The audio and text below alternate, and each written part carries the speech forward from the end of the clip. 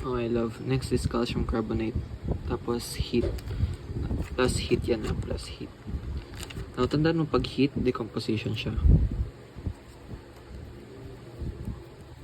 Hindi siya single replacement, double replacement, or synthesis or whatever. Decomposition siya. Okay? Now, ano ba yung chemical niyan? Calcium carbonate. Oxygen yan, ha? Yeah, so, ganyan.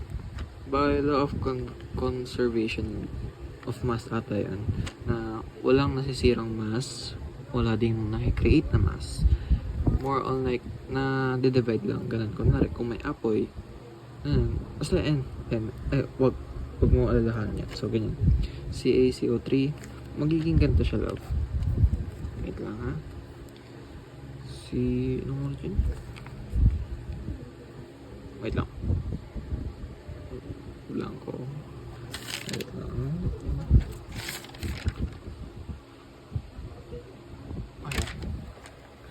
Okay, ganito siya.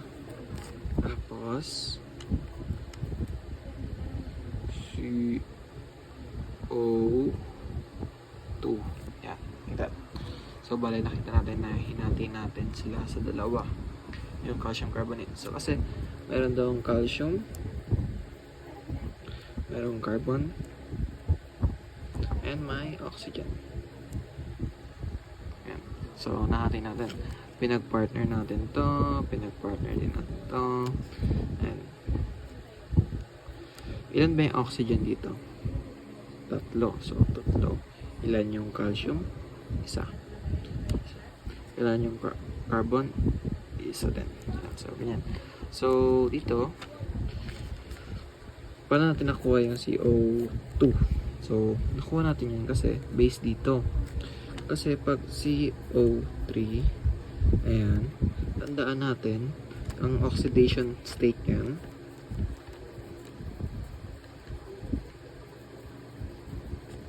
is 4+. Yan. Okay? Tandaan natin yung love, ha? So, 4+ siya.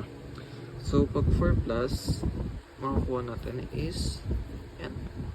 Yan. So, parang naturally lang. Ganun talaga. Ganun talaga yung buhay. Parang, basta yan. Ganun talaga ang buhay.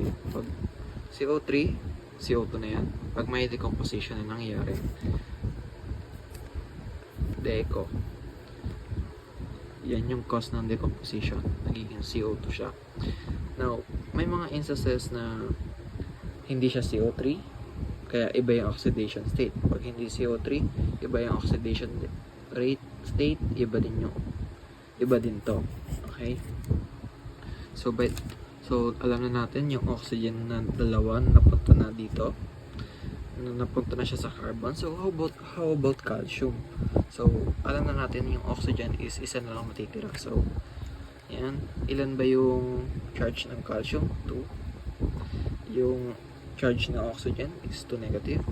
So, yan. So, yan. Ganyan pa rin. Kasi, iba, parang nawala na. Kasi, 2 pareha. So, parang, ano mo yan, simplify. Yan, simplify. So, yan. Nakuha na natin yan dalawa. So, rate ng type of composition, type of chemical reaction is decomposition. Then, ito.